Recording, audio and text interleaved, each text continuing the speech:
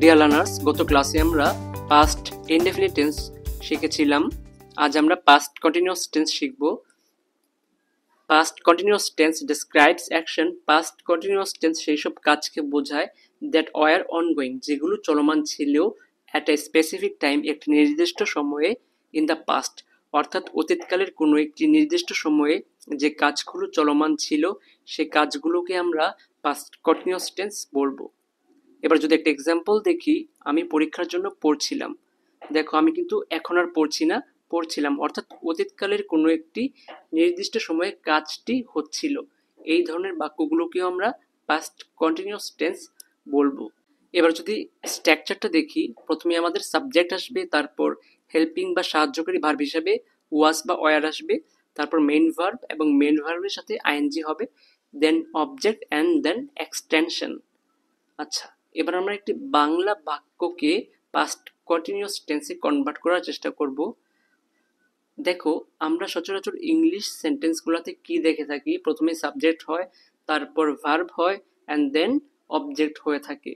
তবে বাংলা সেন্টেন্সের ক্ষেত্রে ব্যাপারটা একটু ব্যতিক্রম হয়ে থাকে। প্রথমে আমরা সাবজেক্ট দেখতে পাই, তারপর আমরা অবজেক্ট দেখতে পাবো, অ্যান্ড ফাইনালি আমরা ভার্ব দেখতে পাবো, অর্থাৎ ভার্ব সবার শেষে থাকে বাংলা বাক্যগুলোতে।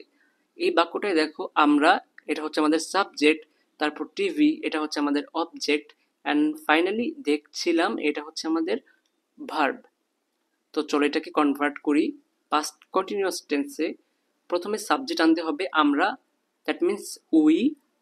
তবে এখন দেখো, ওয়াজ বসাবা না ওয়ার বসাবা? ওয়াজ হয় তখন যখন সাবজেক্ট একজন হয়ে থাকে, এবং যখন সাবজেক্ট অনেকজন হয়ে থাকে সেক্ষেত্রে আমরা ওয়ার বসাবো। এখানে উই মানে এখানে অনেকজন আছে, তো আমরা এখানে ওয়ার বসাবো। দেন V1 মানে মেইন ভার্ব, দেখছিলাম, এর V1টা কি? ওয়াচ, তো এখানে ওয়াচ বসাই। তারপর এখানে আইএনজি যুক্ত করতে হবে মেইন ভার্বের সাথে, দ্যাট মিনস ওয়াচিং। এবার দেখো অবজেক্ট, অবজেক্টটা কি আছে আমাদের? টিভি, তো বসিয়ে ফেলি টিভি।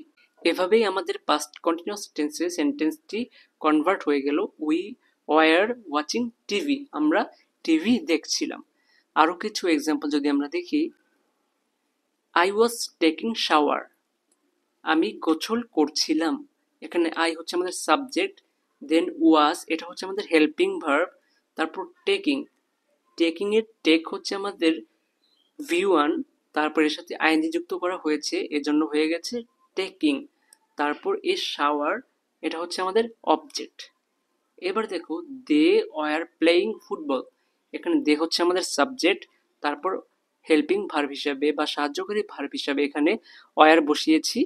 ওয়ার কেন হয়েছে এখানে? দে, দ্যাট মিনস অনেকজন আছে, তো আমরা এখানে ওয়ার বসিয়েছি। তারপর প্লেয়িং, মেন ভার্ব হচ্ছে প্লে, তবে প্লের সাথে আইএনজি যুক্ত হবে, এজন্য হয়ে গেল প্লেয়িং।